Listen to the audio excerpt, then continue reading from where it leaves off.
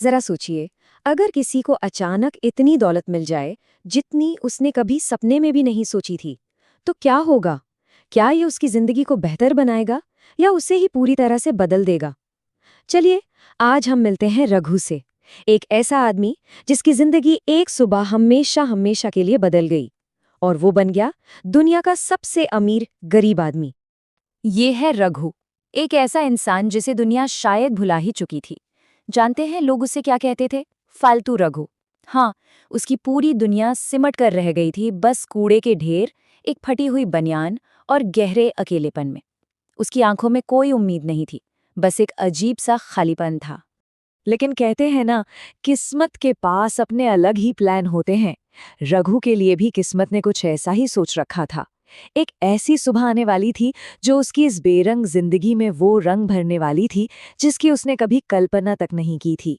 तो हर रोज की तरह रघु कूड़े के ढेर में कुछ काम का सामान ढूंढ रहा था। तभी उसकी नजर एक अजीब से बोरे पर पड़ी। ये बाकी कचरे जैसा नहीं था, कुछ अलग था, भारी सा। ऐसा लग रहा था मानो अपने अंदर कोई गहरा राज छिपाए बैठा हो। उसका दिल जोर से धड़का और उसने कांपते हाथों से उस बोरे को अपनी तरफ खींचा। और जैसे ही उसने उस बोरे का मुंह खोला, उसकी आंखें बस फटी की फटी रह गई। अंदर अंदर नोटों के बंडल थे, 500 के नए नवेले नोट, इतने सारे कि वो शायद गिन भी नहीं सकता था। उसके हाथ कांप रहे थे, दिल जैसे सीना चीर के बाहर आ जाएगा।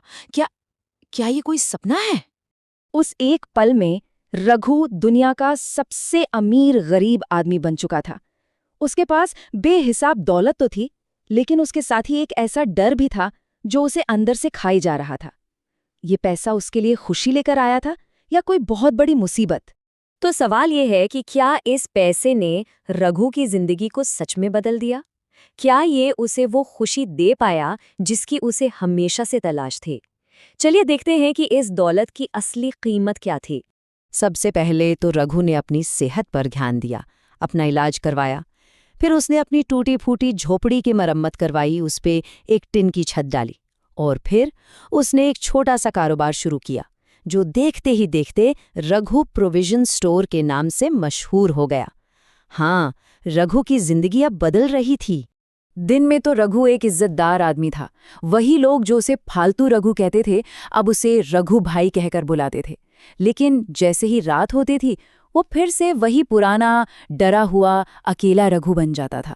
पैसों का डर, वो पैसा कहाँ से आया, इसका खौफ उसे रात भर सोने नहीं देता था। एक ऐसी ही डरावनी रात में उसने खुद से कहा, ये पैसा कोई वरदान नहीं है, ये तो एक इम्तिहान है।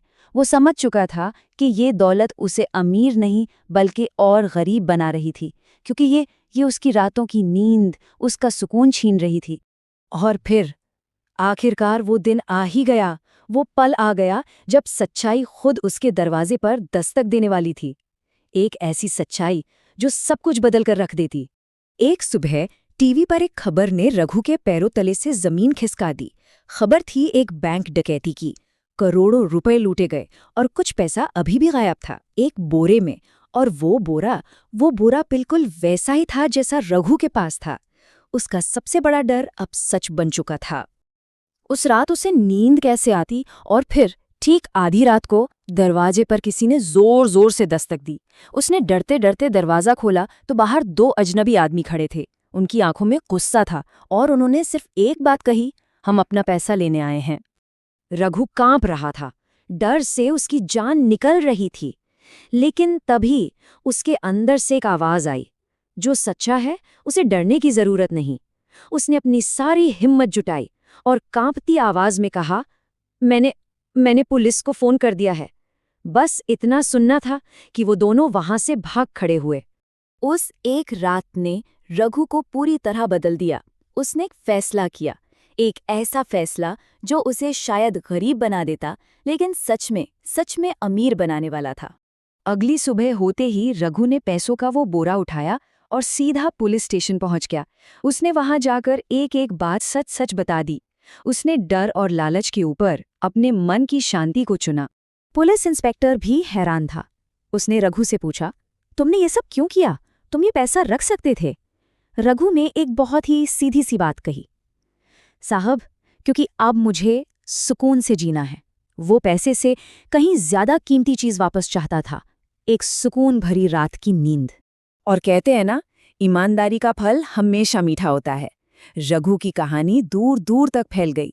पुलिस ने उसे कानूनी तौर पे कुछ इनाम भी दिया। और जानते हैं रघु ने उन पैसों का क्या किया? उसने अपनी स्वर्गीय पत्नी के नाम पर एक छोटा सा स्कूल खोला, मीना पाठशाला। रघु ने असल में हम सबको सिखाया कि असली दौलत क्या होती है। ये नोटों की गड्डियां नहीं है, ये है मन का सुकून, एक शांति भरी नींद। उसने करोड़ों रुपए तो जरूर खो दिए, लेकिन बदले में जो पाया वो सच में अनमोल था। आज भी रघु उसी गांव में रहता है और मीना पाठशाला में गूंजते बच्चों की हंसी ही उसकी सबसे बड़ी दौलत है। तो अब सवाल ये है कि उसकी असली किस्मत क्या थी? वो पैसा मिलना या उस पैसे को लौटाकर सच्ची खुशी और सुकून पाना?